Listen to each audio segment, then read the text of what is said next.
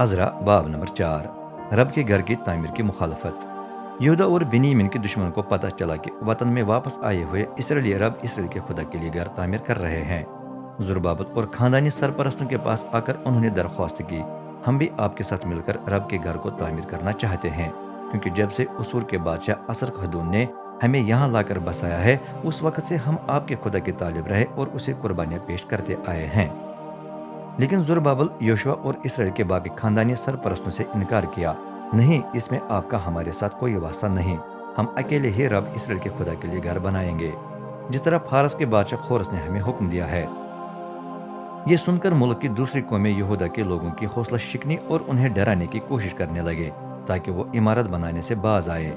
यहाँ तक कि वो फारस के बादशाह खोरस के कुछ मुशीरों को रिश्वत देकर काम रोकने में कामयाब हो गए। यूं रब के घर की तामीर खोरस बादशाह के दौर हुकूमत से लेकर दारा बादशाह की हुकूमत तक रुकी रही। बाद में जब अक्सुयरस बादशाह की हुकूमत शुरू हुई तो इसराइल के दुश्मनों ने यहूदा और यरूशलेम के बाशिंदों पर इल्जाम लगाकर शिकायती खत लिखा। फिर अरतक्षस्ता बादशाह के दौर हुकूमत में उसे यहूदा के दुश्मनों की तरफ से शिकायती खत भेजा गया। खत के पीछे खासकर बिशलाम, मित्रदाद और ताइबील थे। पहले उसे इरामी ज़बान में लिखा गया और बाद में उसका तर्जमा हुआ। सामरिया के हाकिम रहोम और उसके मीर मुंशी शमसी से शहनशाह को खत लिख दिया, जिसमें उन्होंने यरूशलेम पर इल्जामात लगाए।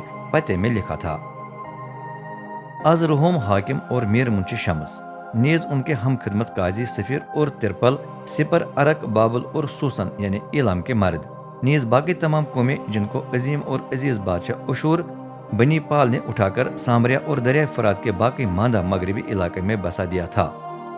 खत में लिखा था, शहनशाह अरतक्षस्ता के नाम, आज आपके खादिम जो दरियाई फुरात के मगरिब में रहते हैं, शहनशाह को इल्म हो कि जो यहूदी आपके हुजूर से हमारे पास यरूशलेम पहुंचे हैं, वो इस वक्त उस बागी और शरीर शहर को नए सिरे से तामीर कर रहे हैं।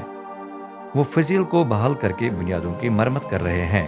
शहनशाह को इल्म हो कि अगर शहर नए सिरे से तामीर हो जाए और उसकी फसील तकमील तक पहुंचे तो ये लोग महसूल, खराज और महसूल अदा करने से इनकार कर देंगे।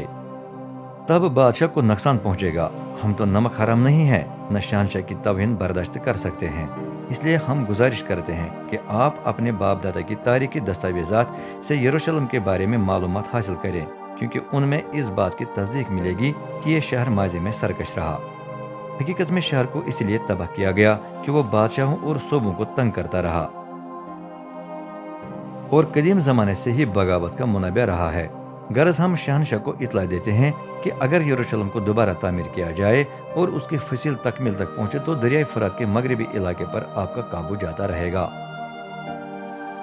शहनशाह ने जवाब में लिखा, मैं ये खत रोहम हाकिम शमसी मीर मुंशी और सामरिया और दरिया फरात के मगरब में रहने वाले उनके हम खिदमत अफसरों को लिख रहा हूँ। आपको सलाम। आपके खत का तर्जमा मेरी मौजूदगी में हुआ है और उसे मेरे सामने पढ़ा गया है। मेरे हुक्म पर यरूशलेम के बारे में मालूमात हासिल की गई हैं। मालूम हुआ कि वाकई ये शहर कदीम ज़माने से बादशाहों की मुखालफत करके सरकशी और बगावत का मुनाबा रहा है। नीज यरूशलेम ताकतवर बादशाहों का दार हुकूमत रहा है।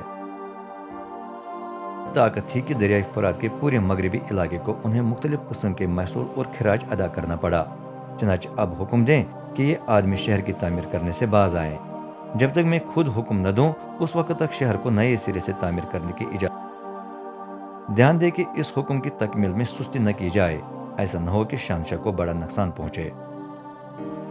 जो ही खत की पर्ची रोहम शमसी और उनके हम खिदमत अफसरों को पढ़कर सुनाई गई तो यरूशलेम के लिए रवाना हुए और यहूदियों को जबरदस्ती काम जारी रखने से रोक दिया। चनाचे यरूशलेम में खुदा के घर का तामीरी काम रुक गया और वह फारस के बादशाह दारा की हुकूमत के दूसरे साल तक रुका रहा।